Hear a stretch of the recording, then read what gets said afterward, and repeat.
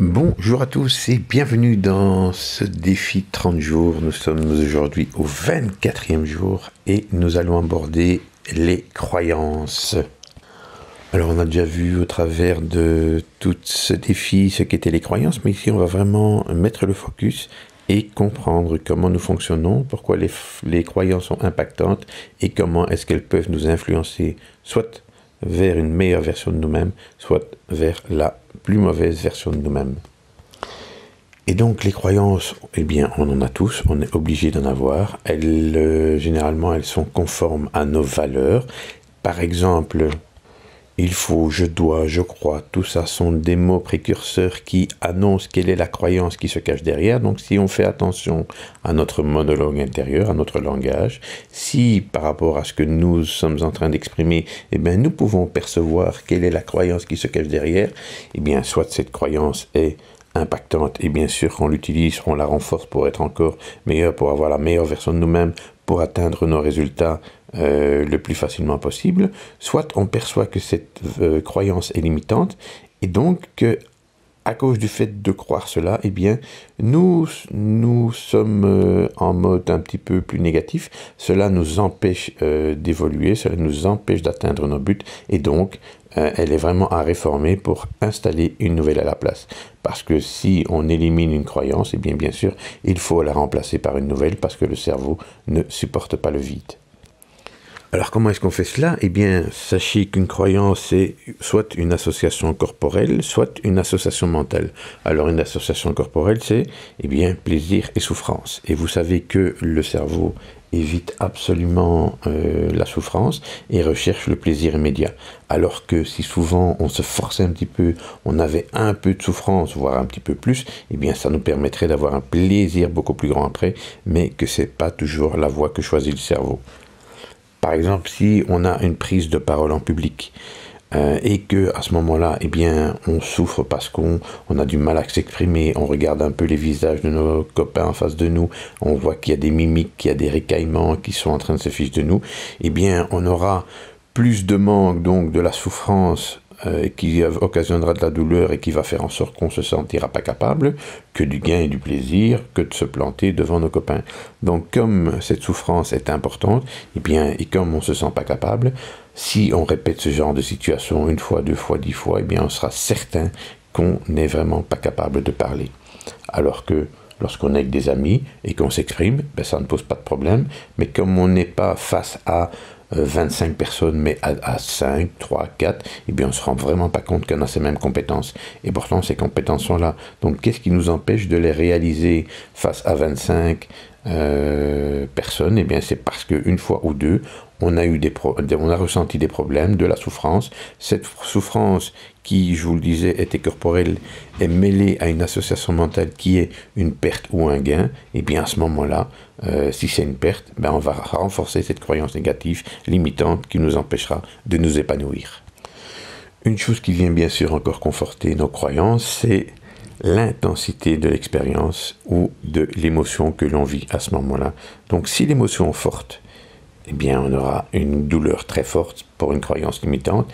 Et si, quand on réalise quelque chose, eh bien, ça se passe bien. Par exemple, si en classe, eh bien, je prends la parole et que ça se passe bien parce que je connais mon texte par cœur, parce que l'instituteur me motive, parce que les élèves ont l'air intéressés et que je reçois de la part de l'extérieur, eh bien, beaucoup de gratification, ben, c'est clair que je vais avoir une expérience positive, je vais me sentir très fort et j'aurai envie de reproduire cette situation parce que je me suis tellement senti à l'aise que je crois en moi, que je crois que je suis capable de m'exprimer correctement et qu'en plus je suis capable d'intéresser les autres. Donc, ben, qu'est-ce qui va se passer? Je ne vais avoir que du plaisir et je vais vouloir reproduire ça le plus souvent possible.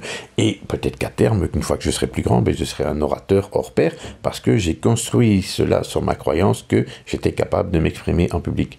Or, tout le monde est capable de s'exprimer. C'est juste l'histoire qu'on se raconte par rapport à ce que l'on a vécu et à la perception qu'on a de l'extérieur qui font que nos croyances sont positives ou négatives, qui font que nous ayons du gain ou du manque et qui font que nous ayons de la douleur ou du plaisir. Alors ce qui peut également nous influencer au niveau de nos croyances, c'est soit qu'on a des petites répétitions qui ne se passent pas bien et où on n'est pas à l'aise et donc on a le sentiment de ne pas très bien s'en sortir, mais c'est pas grave. Mais comme ça se répète plusieurs fois, eh bien on va s'ancrer également une croyance qui va faire en sorte qu'on ne se sent pas capable. À l'inverse, à contrario, si on se débrouille très très bien lorsqu'on l'a fait et qu'on y met des émotions positives, eh bien cette émotion forte va nous apporter un gain énorme et va nous renforcer dans cette croyance.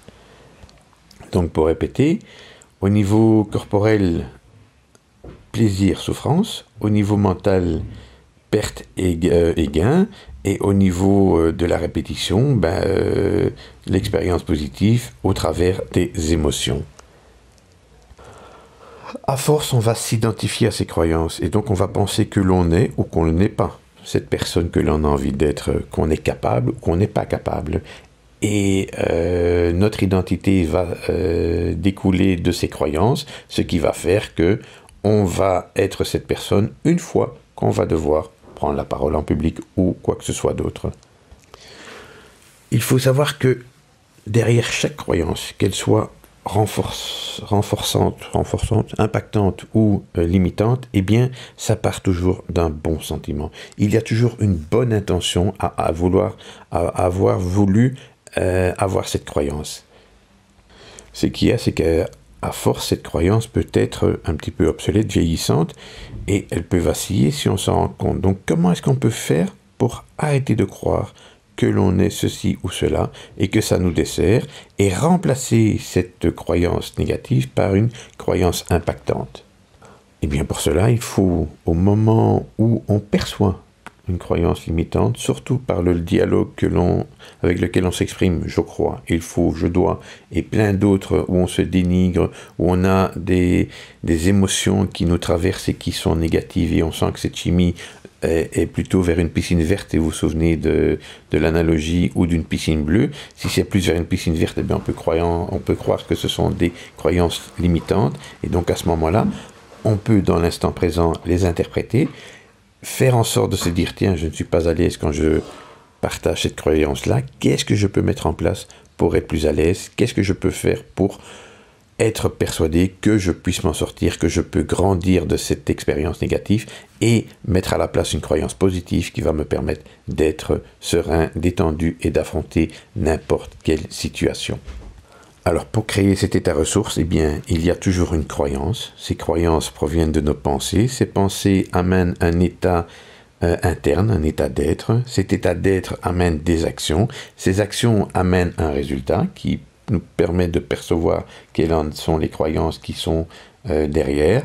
Et ce résultat nous ramène à nos croyances, donc à nous de les changer ou de les renforcer. Voilà, alors soit vous allez vers un cercle vicieux, et vous savez que vous n'allez pas vous en sortir, soit vous allez vers un cercle vertueux et vous devenez la meilleure version de vous-même, vous changez vos attitudes, vous devenez cette belle personne qui parvient à gérer ses croyances limitantes pour en faire des croyances impactantes. Voici la recette. Bien sûr, elle ne va pas se faire du jour au lendemain. Bien sûr, il va falloir adapter tout cela à sa personnalité, changer sa personnalité jour après jour, 1% à la fois. Mais je vous prie de bien croire que ce résultat est magnifique une fois que vous devenez cette personne que vous avez envie d'être. Merci pour cette belle écoute. Voici la fin de cette 24e étape. Je vous retrouve demain avec plaisir pour la 25e.